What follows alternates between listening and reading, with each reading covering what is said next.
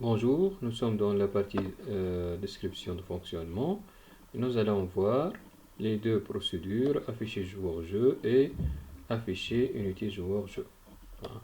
Donc, on va voir directement le rendu de ces deux modules. Donc, normalement, afficher joueur-jeu. Hein. Donc, on a déjà programmé afficher joueur, juste pour tester c'est-à-dire le tableau joueur, le contenu de tableau joueur pour vérifier ou bien tester si c'est le même contenu que le fichier ou non. La même chose pour l'unité joueur. Donc ici, on a une autre fonction afficher joueur qui s'appelle afficher ou bien une procédure afficher joueur jeu et unité afficher unité joueur jeu. Hein. Donc, c'est un affichage du jeu même, c'est-à-dire. Hein. Donc, afficher joueur jeu, donc il va afficher un seul joueur de cette façon. Hein. Donc, il y a une mise en forme particulière, un style particulier. Donc, on va comment programmer ça. Donc, normalement, euh, on va faire entrer le ID joueur hein, pour déterminer quel joueur on va afficher des informations. Donc, normalement, on va appeler chercher indice joueur hein, pour avoir l'indice de la case du joueur pour aussi avoir ces différentes informations de ce joueur hein, à l'aide de l'indice hein, de la case. Donc, on va préparer une en-tête à l'aide de printf. Donc, on va à chaque fois donc mettre une barre à l'aide de Algr6, le nom de la colonne. Hein. Donc, normalement, on va donc prendre soin d'avoir toujours le même nombre de caractères par colonne. Hein. Par exemple, moi j'ai pris 9 caractères. Hein. Non, c'est 10 caractères. Hein. Ah, 10 caractères, c'est ça. Donc 10 caractères plus la barre. Donc à chaque fois, dans les 10 caractères, des fois, lorsqu'on écrit le mot, donc il reste par exemple deux espaces. Donc on met un espace avant, un espace après. Des fois, il reste trois espaces. Donc un avant, deux après. Des fois, il reste 8 espaces. Hein, donc on fait de sorte que donc de répartir l'espace un peu avant le mot, un peu après le mot. Des fois, on a des mots qui vont dépasser comme par exemple si on écrit groupe allié. Donc normalement le nombre total de caractères dépasse 10. Donc on va abréger un peu le nom hein, pour avoir un nombre de caractères inférieur ou égal à 10. Par exemple ici on a 9 caractères, on a ajouté un seul espace en dernière position. Ici, donc le nombre est exact de caractères, donc on a ajouté aucun espace. Donc l'important d'avoir 10 caractères à chaque fois. Hein. Donc on peut par exemple faire de sorte qu'on ait par exemple 12 caractères par colonne. Hein, et non pas de 10. Hein. Donc vous êtes libre ici. Puis on a une ligne pour les données. Donc les données, normalement, c'est joueur indice joueur qu'on a déjà cherché, point le champ même. Hein. Donc le champ, on a ici par exemple des champs, la plupart des champs c'est des entiers. Hein. C'est le J c'est un caractère. Donc on va mettre des espaces comme d'habitude, le nombre même. Donc si on a des nombres par exemple qui c'est-à-dire qui se composent d'un seul chiffre. Hein. Donc on va mettre le pourcentage par exemple des les 9 autres caractères, par exemple 4, 5 espaces avant le pourcentage D et 4 après. Même chose pour le pourcentage C. Hein. Des fois, on a des chiffres qui peuvent se composer de deux des entiers, c'est-à-dire qui peuvent se composer de 2 ou 3 chiffres ou 1. Donc, on va faire une approximation. Normalement, le montant peut aller à des centaines. Par exemple, on peut aller à 100 pièces d'or, 150, 200. Donc ici, qu'est-ce qu'on va faire? On va réserver 3 chiffres pour le décimal. On fait par exemple pourcentage 3D. Parce que si on, par exemple, si on met pourcentage D comme le premier champ, et on met comme ici 5 espaces avant le 1, avant le pourcentage D, et 4 espaces après le pourcentage D. Donc, dans ce cas, qu'est-ce qu'on va obtenir? L'entier, c'est 2 chiffres. 40, la valeur, c'est 2 chiffres. Donc, on va avoir 5 espaces, 2 chiffres. Donc, on a 7, puis 4 chiffres. Donc, on va avoir 11 caractères. Donc, le bar va donc être ici. Cette barre donc ne va pas être alignée à cette barre. Donc, pour avoir toujours 10 caractères, on va faire, donc on va mettre pourcentage 3D pour réserver 3 chiffres, 3 caractères pour écrire l'entier. Donc si l'entier donc s'écrit sur 2 chiffres seulement, et on a mis pourcentage 3D, donc il va automatiquement laisser un caractère, le troisième caractère vide. Donc il va toujours réserver 3 caractères dans tous les cas. Donc de cette façon, donc on pourra dire qu'on a 3 caractères. Pour compléter les 10, il reste 7 caractères. Donc on va mettre par exemple 3 avant et 4 après. De cette façon, donc on va être sûr que même si le montant d'or donc va être par exemple 150 ou bien 200 ou bien, donc on ne va pas avoir de décalage de nombre de caractères, c'est-à-dire de cette barre. Donc à chaque fois que j'ai un nombre dont le nombre de chiffres peut dépasser 1, donc je vais prévoir le nombre de caractères à réserver à l'aide de pourcentage. Par exemple ici, nombre d'unités. Est-ce qu'on va avoir plus que par exemple 20 ou 30 unités? Donc c'est difficile. Donc normalement on ne va pas avoir 100 unités. Donc de cette façon, on va juste mettre pourcentage de D. Donc on ne va pas aller à des centaines d'unités. Donc c'est ça. Donc on passe pour ces tirés. Donc on peut mettre une formule, c'est-à-dire, donc normalement pour chaque champ on a un caractère et 10 autres, donc 11 caractères, donc 11 fois nombre de champs, et on va ajouter, parce que à chaque fois on a calculé on a pris en compte, c'est-à-dire dans notre calcul, la barre à gauche, puis les caractères. Donc à chaque fois, la barre à gauche, les caractères, la barre à gauche, les caractères. Hop, après le dernier champ, on a un caractère en plus, la barre à droite. Donc, c'est le nombre de champs fois, dans mon cas, c'est 11 caractères. Et on a plus 1 à la fin, c'est ça. Pour avoir le nombre total de tirés à mettre. C'est ça.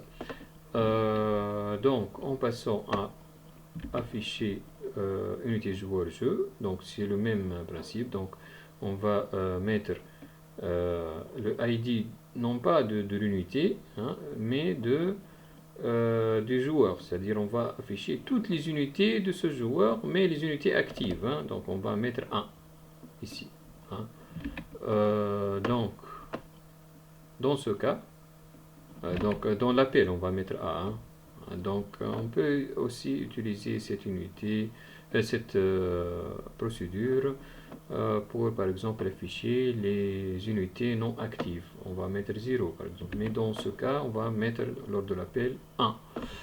Donc ici on a toutes les unités de l'ID joueur 1. Dans ce cas par exemple le joueur 2 et les unités de joueur 2. C'est ça, les joueurs 2. Donc normalement c'est pas le cas de stage que vous allez ce sont des unités de test. D'accord, donc ici on a le même principe que le joueur, donc il y a une seule différence. Donc on a ici par exemple l'expérience qui peut aller aux centaines, donc on a pourcentage 3D, pourcentage ici pour le PV max aussi, le PV max peut être 120 ou 150, donc on va mettre pourcentage 3D. Par exemple ici les traits donc peuvent aller à 16, donc à deux chiffres, donc on va mettre pourcentage 2D, ici aussi pourcentage 2D, c'est ça.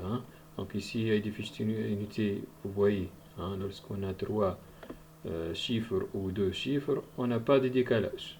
Si on a mis pourcentage D, donc on va avoir ici un chiffre de plus, donc on va avoir deux barres alignées, puis une barre qui est décalée, puis donc qui revient, qui va à droite, etc. Donc, mais en mettant le pourcentage 3D, c'est-à-dire réservé 3 caractères, donc on a toujours le même, c'est-à-dire alignement. C'est ça. Donc la seule différence avec un fichier joueur, c'est-à-dire ce qu'on a déjà expliqué, c'est les chaînes de caractères. Donc on a un champ pourcentage S ici. Les chaînes de caractères, donc déjà on a lu les noms depuis les fichiers. Lorsqu'on a lu avec le fscanf pourcentage S, donc quand le nom est arvith, donc on va avoir une chaîne de caractères qui se compose exactement de ces caractères. C'est-à-dire, par exemple, ici, on a 1, 2, 3, 4, 5, 6. Donc, normalement, on aura des chaînes de caractères à 6, à 5, à 5. Donc, là, en mettant un printf pourcentage S, on va avoir normalement la barre, donc juste après le nom. Si on met par exemple toujours 4 espaces, donc on va, ici le nom est comme ici, composé de 5 caractères, donc la barre va être décalée à gauche parce qu'on aura 5 caractères et 4 espaces. Lorsqu'on aura un nom de 4 caractères, on aura 4 caractères plus 4 espaces, donc la barre va être décalée de 2 caractères. Donc c'est pas comme ça. Donc on va faire de sorte que toujours le nom va être composé de 10 caractères. C'est-à-dire les caractères du nom et les autres seront des espaces. Comment on va faire ça? On va donc utiliser le strcopy pour copier ce champ, le nom unité, normalement unité joueur, entre crochets indice unité joueur. Donc on a déjà cherché l'indice unité joueur depuis comment on a fait. Donc on va faire entrer le ID joueur, on va chercher oui c'est ça, on va parcourir toutes les unités joueurs et à chaque fois que l'ID joueur correspond à l'ID joueur entré en paramètre, on va donc afficher cette unité. Donc cette unité va être unité joueur de i point, ici pour ce champ point nom, nom ou nom unité, donc le nom du champ, c'est-à-dire donc point nom par exemple. Donc on va mettre ce point nom, donc on va faire strcopy dans une chaîne de caractères, une autre variable de type chaîne de caractères, pour ne pas toucher au champ de l'unité joueur. Et qu'est-ce qu'on va faire? Donc cette chaîne, hein, donc cette nouvelle chaîne, hein, qu'on a copié le nom de l'unité, on va mesurer sa longueur. Hein, on a une fonction length, donc pour le traitement de chaîne de caractères, qui va nous retourner la longueur de la chaîne. Par exemple, ici, elle va nous retourner 6. Hein? Donc, comme strcpy, strcopy. Hein? Donc, il y a strcopy, length, len ou length. Hein? Donc, vous pouvez chercher sur Google et vous allez trouver, hein, vous mettez longueur d'une chaîne de caractères ou langage C. Hein? Donc, ou bien len ou bien length. Donc, va nous retourner la longueur de la chaîne, donc normalement c'est 6. Qu'est-ce qu'on va mettre? On va faire la différence entre la longueur et 10. Hein, 10 moins longueur, dans ce cas 10 moins, donc moins 6, ça fait 4. Donc on va ajouter 4 espaces.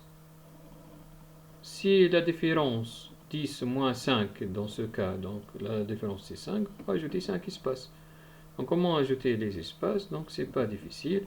Cette chaîne qui contient cette nouvelle chaîne qu'on a copié le nom de l'unité, donc on va à chaque fois faire un str4 par exemple, str4 qui va concaténer une chaîne, concaténer un caractère à une chaîne, donc on va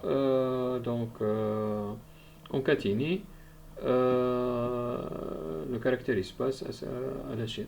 Hein. Donc, on va concaténer une chaîne à une chaîne. Hein. Mais la chaîne, c'est espace. Donc, si on a 4, on va ajouter 4 fois un espace. On va faire 4 fois str4. Si on a, par exemple, la différence, c'est 5, donc on va ajouter, donc appeler str4 5 fois et ajouter à chaque fois un espace. De cette façon, on va avoir une chaîne dont la longueur totale, c'est 10. Et de cette façon, lorsqu'on va faire un printf pourcentage S dans ce cas, donc ça va être toujours de longueur 10. Hein, c'est ça. À part ça, donc c'est le même principe que afficher joueur qu'on a expliqué tout à l'heure. Hein.